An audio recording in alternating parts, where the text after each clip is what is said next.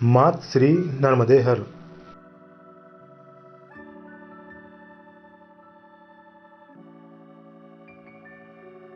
मां नर्मदा की जलधारा सतत प्रवाहित होती रहे, इसके लिए मैया जी को हरित चुनरी की भेंट आवश्यक है। यही कारण है कि सभी संतजन एवं पर्यावरणविद नर्मदा के दोनों तटों पर वृक्षारोपण करने की बात कहते रहे हैं।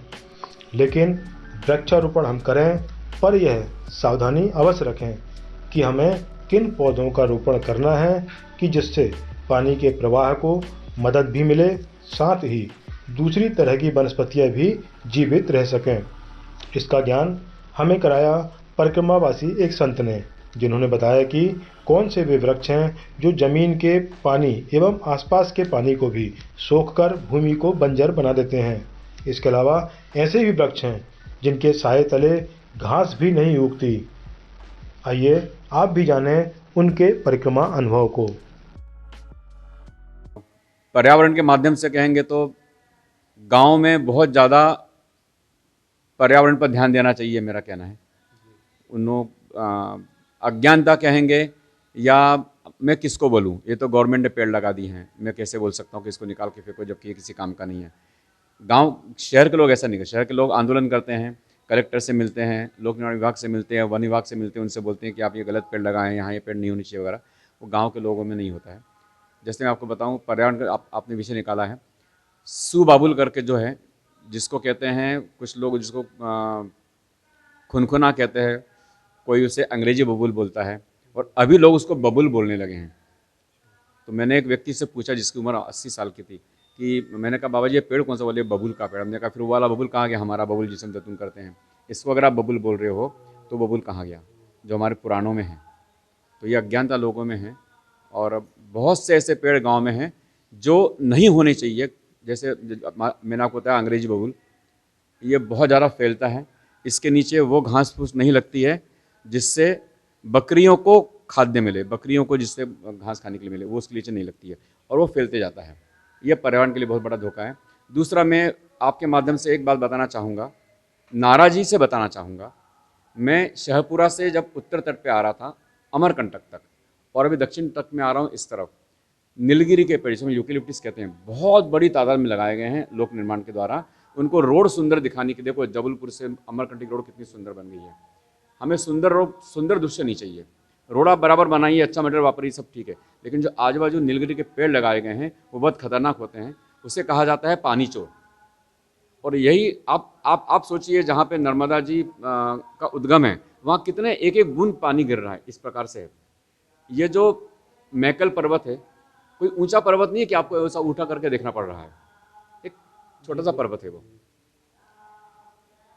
पर्यावरण वाले या भूवैज्ञानिक के लोग जो हैं वो इन पर्वतों को पानी की टंकी कहते हैं, जो बरसात में पानी जमा होता है।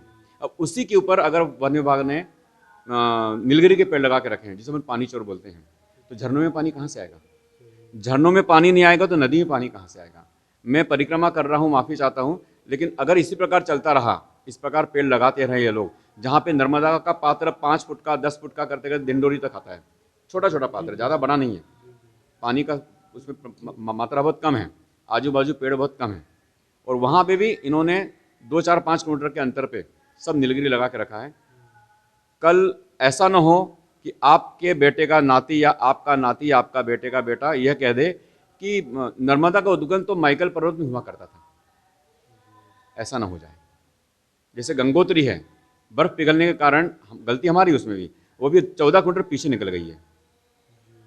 ये पर्यावरण की बहुत बड़ा ह्रास हुआ है पर्यावरण का, जिसके लोगों ने ध्यान देना चाहिए। बताया नर्मदा नदी इतनी बड़ी नहीं है बाकी नदियों को जैसी, हम श्रद्धा रखते हैं उसको, हमारे लिए पूजनीय है वो, उसकी उसी के ऊपर संस्कृति बनी है।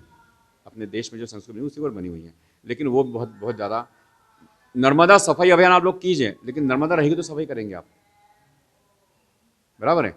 तो यहाँ पे जो पेड़ों के बारे में जो लोगों में अज्ञानता है वो अधिक से अधिक दूर करना चाहिए। और फॉरेस्ट डिपार्टमेंट के लोगों ने, लोक निर्माण विभाग के लोगों ने, जो लोग पेड़ लगाते हैं, खास करके जो पर्यावरणवादी हैं जो पेड़ लगाते हैं, उन्होंने इस बात पे बहुत ध्यान देना चाहिए, ऐसा मेरा कहना है। परिक्रमा के बाद इस दिशा में काम करने का मन है क्या? जी हाँ, मैं पहले से भी कर रहा हूँ। परिक्रमा के बाद में मेरी इच्छा है कि मैं एक मोटरसाइकिल लेकर के पर्यावरण के पेड़ों के संबंध में मैं जागरण निकालने वाला हूँ। जिससे अपन कहेंगे कि अवेयरनेस लोगों को निर्माण करने के लिए मैं परिक्रमा यात्रा करने वाला हूँ। इस काम में जो भी सहयोग चाहिए हम लोग आपके साथ हैं बिल्कुल। जी हाँ, जी हाँ, जी हाँ, ज़रूर ज़रूर, हमें तो सहयोग लगेगा। आपके माध्यम से अधिक से अधिक लोगों को तो मेरी बात पहुँचेगी।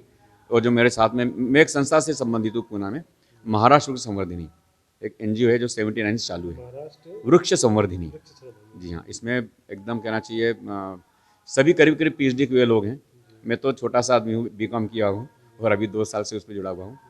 और मैंने स्वयं का भी NGO बनाया हुआ है, वृक्षवल्ली आमा सोयरे वंचरे चैरिटेबल ट्रस्ट पुणे, ऐसा मैंने अपना बनाया है। मेरे भी करीब 80 लोग मेरे साथ में काम करते हैं, जो केवल पेड़ लगाने का और पेड़ों का संवर्धन करने का काम करते हैं।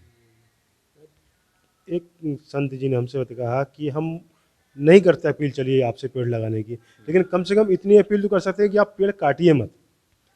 जी हाँ, पेड़ तो काटे जा रहे हैं, बहुत ज़्यादा काटे जा रहे हैं। अभी आपने पेड़ काटने की बात कही है, तो शूल पानी जो है, जो एक महत्वपूर्ण क्षेत्र है नर्मदा परिक्रमा का, उसे लोग कहते हैं शूल पानी झाड़ी। दरअसल वो गलत शब्द है, वो शूल पानी पहाड़ी है।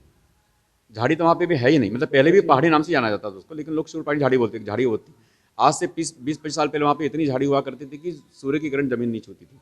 आज वहाँ पे पूरे 125 किलोमीटर के रास्ते पर, जो जंगल का रास्ता है, आपको सुस्ताने के लिए दोपहर में अगर आपको 5 मिनट विश्राम कर लूँ किसी पेड़ के नीचे, सड़क के किनारे आपको पेड़ नहीं है, छाँव के लिए बिल्कुल पेड़ नहीं है। वहाँ बंदर नहीं है, वहाँ खरगोश नहीं है, वहाँ हिरण नहीं है, इस प्रकार के जो प्राणी हैं वहाँ जंगल में है। जंगल ही नहीं, हमें इसको जंगल बोलूँगा ही नहीं। और जो खाइयाँ हैं पर्वतों के बीच की, वहाँ नीचे कुछ पेड़ है, उन पेड़ों को वहीं के आदिवासी काट काट के बेच रहे हैं।